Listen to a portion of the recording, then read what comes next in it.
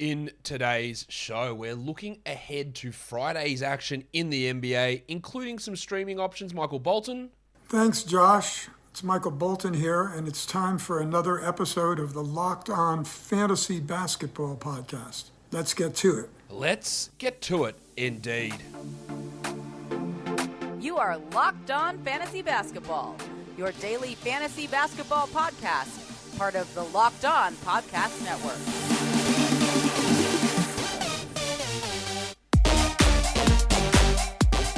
Hello and welcome to the Locked On Fantasy Basketball Podcast, brought to you by Basketball Monster. My name is Josh Lloyd and I am the lead fantasy analyst at basketballmonster.com and at Yahoo Sports Australia. And you can find me on Twitter, as always, at redrock_bball and on Instagram at Locked On Fantasy Basketball. We're looking ahead to the 9 games on Friday.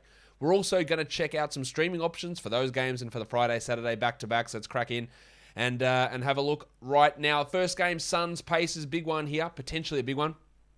Anyway, because Chris Paul may not play.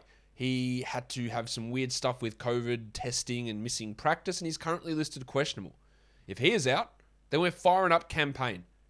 Now, we've been expecting Paul to miss time over the last 2 years, and he just never misses apparently anymore. The healthiest bloke in the world. But Payton is a guy that will step up into the starting point guard job. He might shoot 2 of 12, but he might probably get 7 assists or get 3 threes or have 16 points. And he becomes a must-roster player if Paul does, in fact, enter the health and safety protocols. He's at least going to be an interesting stream guy. Cam Johnson, we don't know if he's going to play, but he looked pretty bloody good, didn't he?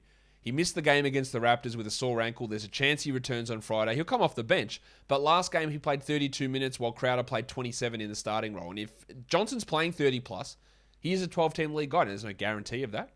We'll just want to see how they distribute those minutes and whether Johnson plays. And of course, if Johnson is out, Crowder will get the boost in minutes. And he was really good last game. I don't expect that to continue every game. But I do want to see how it plays out. Well, for the Pacers, Malcolm Brogdon practiced today. This sore Achilles, they just won't rest it, will they? Well, they do, and they don't rest it long enough. So maybe he plays. Maybe Brogo's in. I don't know. I don't know whether Brogdon is going to play. I don't know how the minutes are going to look. I don't know what they're going to do, but I want to watch A, if he plays, B, if he gets through the game, and C, if he doesn't play, who replaces him. Do they start Lance Stevenson? Almost definitely not. Do they start Kiefer Sykes? Do they start LeVert at point guard and push Duarte into the 2? Or Dwayne Washington into the 2? That's the question there. And then Stevenson. So Lance's game without Duarte last time out, 21 minutes. So if Duarte returns and Brogdon plays, what is Lance's role? Is it still 20 minutes? Is it 12 minutes? Does he push to more? If a 20-minute-a-night role for Lance is not 12-team worthy, 28 is, and I just find it hard to see how he gets there. The Raptors and the Pistons. The Raptors, we don't know the status, or we don't know whether they're going to play. We know that Gary Trent and Scotland Barnes are both questionable. And with those guys out last time, we saw the Wiki Chris Boucher play 37 minutes. The game before without Trent, he played 28. The game before when they were healthy, he played 20, and then 15 and 19 and 21. So his minutes are really highly dependent on the absences of those other players. He's played well in those minutes, no doubt. But is a 20-minute-a-night Chris Boucher enough? We have him for now, and we hold on. Well, Fred VanVleet's dominating, like top 10 sort of numbers. Is that going to continue? It's not like he's doing it on absolutely through-the-roof shooting numbers. He's just really good, and he's playing a ton of minutes. So I just want to watch him because I think he's really playing at a high level. While for the Pistons, of course, they won't be getting the services of Bol here because the trade was cancelled due to a failed physical. So does that mean that they go back to more Trey Lyles? I doubt it. Lyles played 15 minutes last game, while Isaiah Stewart finally got the minutes back up. Is that you, Mr. Stewart? Well, who the hell else do you think it'd be? Get in here, you pair of flaming galahs. But I'm interested to see what Dwayne Casey or whoever's coaching Rex Kalamian does with the Lyles minutes, who'd played 24 minutes at least for 5 consecutive games before last game. And then Hamidou Diallo. Stop. Have a time. Who's seen his minutes drop consistently. From a guy that played like 50 minutes a couple of weeks ago, he's gone 32, 24, 25, 29, 24, 18. Yeah, 24 minutes and below is not enough for Diallo to be a 12 or 14 team league player. And then when Olynyk returns, and then when Grant returns, it's not going to get easier. And then, of course, when Frank Jackson returns or Corey Joseph returns. So I don't think Diallo's a 12 team league player. He can still be a contributor in steals, but I'm more interested in what his role is, especially if Jackson or Joseph return for this game, which we don't know yet. They're both questionable, I would say. The Magic and the Hornets. Cole Anthony, the shooting numbers for Cole have been down. Very reminiscent of rookie year Cole Anthony, which is a concern. The minutes are fine, the usage is fine, and I think that's going to remain fine, but the shooting is what we really want to pay some attention to. And then with Wendell Carter and Mo Bamba up in the air, they missed last game. We saw them start Chuma Rakiki. He started the last two, in fact, Chuma, and the minutes have been up. In a 30-minute-a-night role, which is basically what he's at, he is a 12-team league streamer, especially if you're looking for defensive stats. But if Carter and Bamba both play, then Akiki goes back to playing 21, 22 minutes and not being relevant really for most fantasy leagues. For the Hornets, there's no Kelly Oubre still. So Cody Martin seems to be the guy getting that boost rather than, say, an Ish Smith, who's not even playing, or a Jalen McDaniels. So Martin becomes an interesting stream guy. I don't think he pushes very much past that, but for steals, there's an option there. While PJ Washington Jr., he's solid. He just cannot push into great or even good. The minutes continue to hover in the mid to high 20s, sometimes low 20s. Last game was a foul trouble issue. And they're just consistently being capped in what he does. It's either by poor minutes or foul trouble or an injury or terrible shooting. That's just been the PJ Washington story all season. So I want to watch a little bit more of him to see if we can get maybe any level of consistency. That would be great if we could do that. But what is also great is BetOnline. BetOnline is wishing you a happy betting year.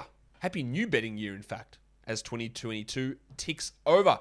It is the number one spot for all your sports wagering action in 2022. So why don't you head to that new updated desktop site? It's fresh, just like you are for the new 2022 year. Or use your mobile site and sign up using the code LOCKEDON and get a 50% welcome match deposit bonus. From basketball to football, the UFC, NHL, boxing, or right to your favorite Vegas casino games, don't wait and take advantage of all of the great offers available for 2022. BetOnline is the fastest and easiest way to bet on all of your favorite sports. Some may say wager, in fact. BetOnline is where the game starts. We'll start by looking at the next game. It is the Celtics and the Sixers. I want to see what happens with Al Horford. Last game, the Rock DJ Robbie Williams had some issues with a smack in the head, and his minutes were down, so Horford's pushed up a little bit. But is Al Horford now a 24-minute-a-night player? Because prior to last game, he'd played 20 and 21 in the last two games, and then with Williams in the locker room for a bit, he went to 28. So is it 21 minutes for Horford? Because if that's so, he's a drop. Or is he going to push back and play that 28? And then Josh Richardson's getting a lot of minutes, 30 minutes or close enough in the last three games. We don't know whether Marcus Smart will play. He's officially questionable. But is it Richardson or Schroeder that takes the hit if Smart returns? I say Schroeder. Is Richardson a 12-team league guy? Not really. He's more of a deeper league player. While for the Sixers, Tyrese Maxey returned last game and was pretty poor. The efficiency was off, and of course he hasn't been that same guy that he was when Embiid was out earlier in the season, but he still remains, I think, a 12-team league player. We've just seen a big drop-off in his production. Shake Milton also questionable, while Matisse Thybulle is starting, but he's gone 33, 26, 16 minutes the last three games. 16 minutes doesn't cut it. He's fine as a defensive streamer, but he really is just a specialist, and in points leagues, I don't think you want anything to do with him in 12, or probably even 14-team league formats. For the Warriors and the Bulls, on paper, it's the best team in the West, it's the best team in the East, but I'm not sure that's going to be the case because Draymond Green's not going to play for the Warriors, Klay Thompson isn't going to play for the Warriors. Do they sit Otto Porter and Andre Iguodala as well? Does Steph play? Who knows? Who knows what the Warriors are chucking out there in this one? But what I do think is that with Klay Thompson out, you're going to get an opportunity to see either more of Jordan Poole or more of the Dr. Gary Payton or a little bit more of both. Do they both become stream options? Yeah, they do.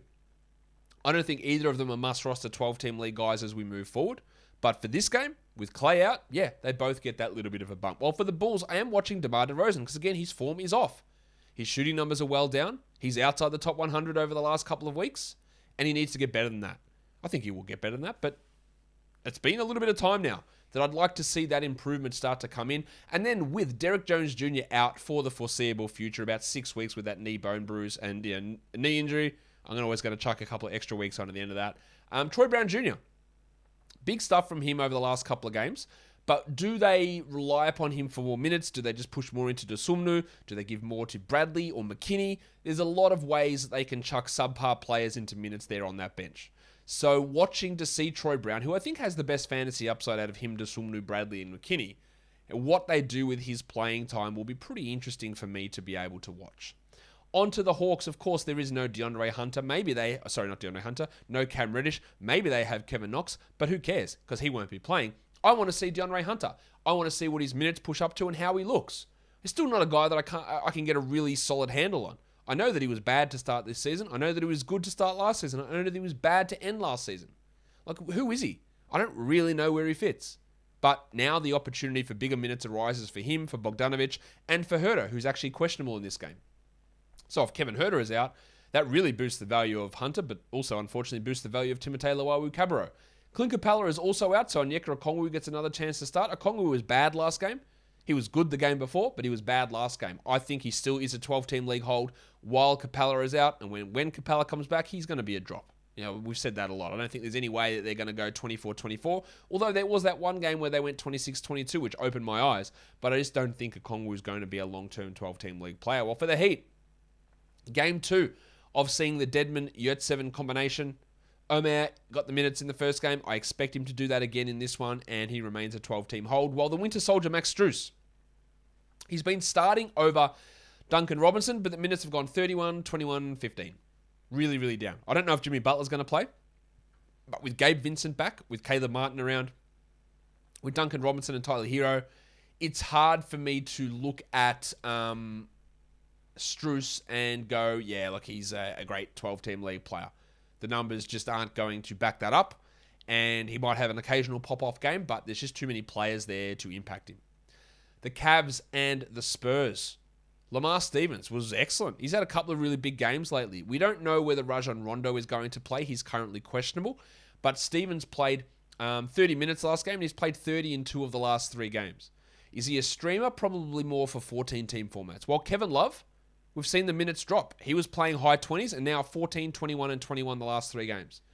That is something we need to watch, and it was something that I thought may happen once we got the return of players like Osman and Markkanen, Allen, and Garland, those sort of guys coming back, that it might just impact Love's minutes, and it has.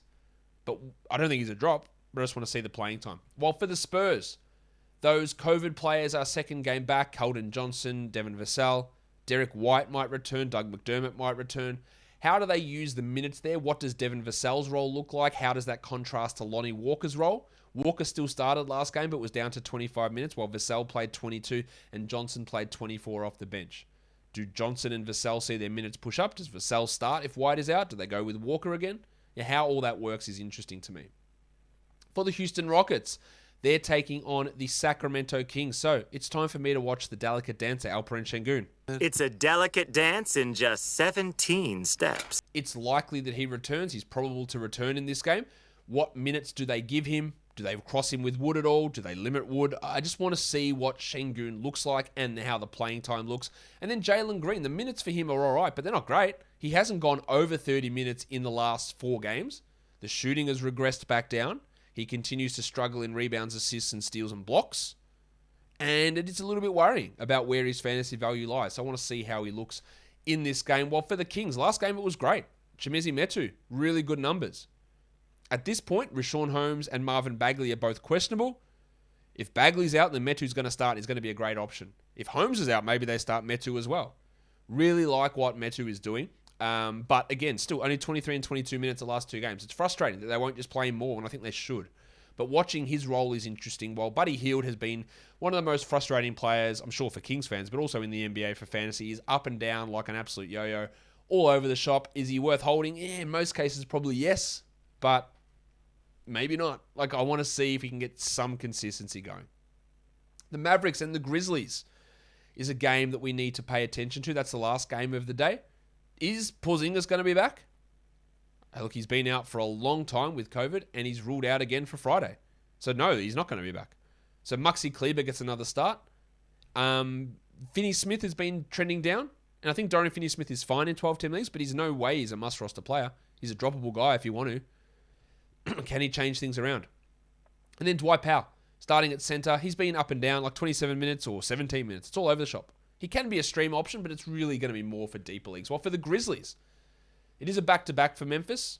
We don't expect Dylan Brooks to play. We might get Steven Adams playing. What does the Zaire Williams, DeAnthony Melton minutes look like?